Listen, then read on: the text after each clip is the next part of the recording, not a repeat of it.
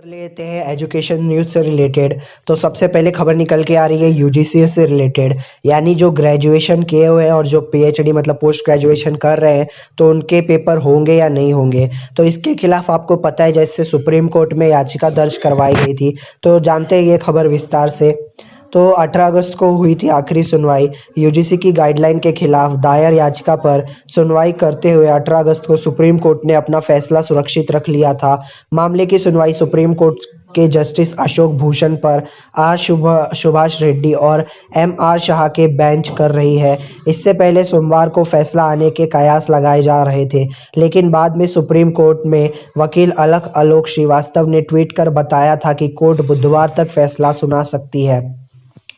University और अन्य उच्च शिक्षा संस्थानों में ग्रेजुएशन और पोस्ट ग्रेजुएशन कोर्सेज की फाइनल ईयर या सेमेस्टर की परीक्षाओं को 30 सितंबर तक करने के यूजीसी की गाइडलाइन को चुनौती देने वाली विभिन्न याचिकाओं पर एक साथ 18 अगस्त को आखिरी सुनवाई हुई।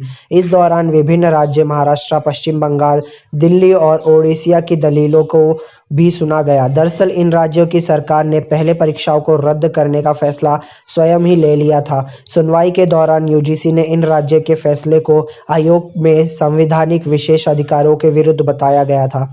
तो आपका इसमें क्या कहना है? जैसे आपको पता है कि जैसे महाराष्ट्र सरकार हो गई, दिल्ली सरकार हो गई, तो इन्होंने पहले ही सोच लिया था कि भाई अब पेपर्स मतलब नहीं करवाए जाएंगे, पेपर कैंसिल हो जाएंगे। लेकिन इसको यूजीसी ने सुप्रीम कोर्ट तक ले लिया और बोला कि सरकार का कोई अधिकार नहीं होता ये लेने का और मतलब निर्णय लेने का, और उन्होंने कहा कि 30 सितंबर तक पेपर करवाए जाए। तो इसके खिलाफ काफ़ी संस्था वगैरह साथ में आ गई और बोली कि ये कोरोना महामारी के बीच पेपर नहीं करवाया जा सकता।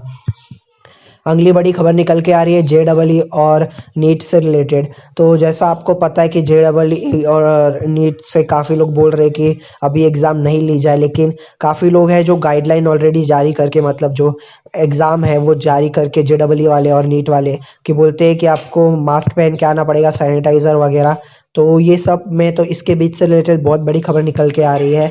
नीट और जेईई परीक्षा को स्थगित करने की मांग कर रहे स्टूडेंट के समर्थन में राजनेताओं के बाद अब क्लाइमेट एक्सिट और ग्रेट थर्मन भी सामने आएंगी। स्टूडेंट का सपोर्ट करते हुए उन्होंने ट्वीट कर कोरोना संक्रमण के दौरान नीट जेईई के आयोजन को अनुचित बताया है। ग्रेट ने कहा है कि वह भारत में नीट और जेईई परीक्षा को रद्द करने की मांग कर रहे छात्रों के साथ खड़ी है। वैश्विक कोरोना महामारी के दौरान स्टूडेंट को परीक्षा में बैठने के लिए कहना गलत है। इससे पहले परीक्षा का विरोध करते हुए करीब 4000 स्टूडेंट ने एक दिन की भूख हड़ताल भी की थी। तो ये बहुत बड़ी खबर निकल के आ रही थी जेईई और नीट के तरफ से। तो क्या आपकी तरफ से एग्ज़ाम होने चाहिए या नहीं होने चाहिए, और काफ़ी सारी चीज़ें जो आप बता सकते हैं। अगली खबर निकल के आ रही है इंटर्नशिप से रिलेटेड, जो मतलब आपको पता है जॉब्स वगैरह लॉकडाउन में कर रहे हैं या फिर मतलब करना चाहते हैं, जो स्टूडेंट है वो थोड़ा पैसा अर्निंग करना चाहते हैं। तो 2-3 ऐसे वेबसाइट्स ओपन हुए हैं जो आपको एंटरप्रेन्योरशिप के साथ मतलब जो इंटर्नशिप है उसके साथ आपको बहुत सारी चीज़ें सिखाएगी। प्रोजेक्ट मैनेजमेंट हो गया, स्किल डेवलपमेंट हो गया, और आपको जॉब भी देगी। तो अगली बड़ी एक खबर निकल के आ रही है गांव से रिलेटेड। तो एक गांव है, वहाँ पे नेटवर्क नहीं आ पा रहा था। तो वहाँ की एक लड़की ने पहाड़ में गई तो वहाँ नेटवर्क आ रहा था। तो वो बंदी ने क्या किया, वहाँ पे जाके खुद का मतलब एक छोटा सा झोपड़ी टाइप का बनाया और वहीं वो पहाड़ में रहने लगी। तो ये खबर पूरी विस्तार से जानते हैं। तो मौजूदा दौर में एक तरफ जहां कोरोना की वजह से स्कूल कॉलेज बंद है, तो वहीं दूसरी ओर पढ़ाई को लेकर स्टूडेंट्स, पेरेंट्स और टीचर्स सभी अपने अपने स्तर पर कोशिश कर रहे हैं। ऐसे ही कोशिश इन दिनों सिंधुदुर्ग की एक छात्र कर रही है जो फिलहाल लॉकडाउन में घर पर फंस गई है। राज्य सरकार ने स्कूल कॉलेज बंद होने के कारण ऑनलाइन क्लासेस की शुरुआत कर दी है, लेकिन घर पर और गाँव में इंटरनेट की सुविधा न मिलने के कारण छात्रा ने घर से दूर पहाड़ पर झोपड़ी बनाकर पढ़ाई शुरू कर दी है। स्वप्नाली सुतर नामक यह छात्र इन दिनों गांव में अन्य छात्रों के लिए एक प्रेरणा स्रोत बनी हुई है। कोकण में कनकवाली तहसील के दर्शित गांव में रहने वाली ये छात्र मुंबई में पशु चिकित्सा की पढ़ाई कर रही है। 8 दिन पहले अपने गांव आई स्वप्नाली लॉकडाउन के बाद यहीं फंस गई।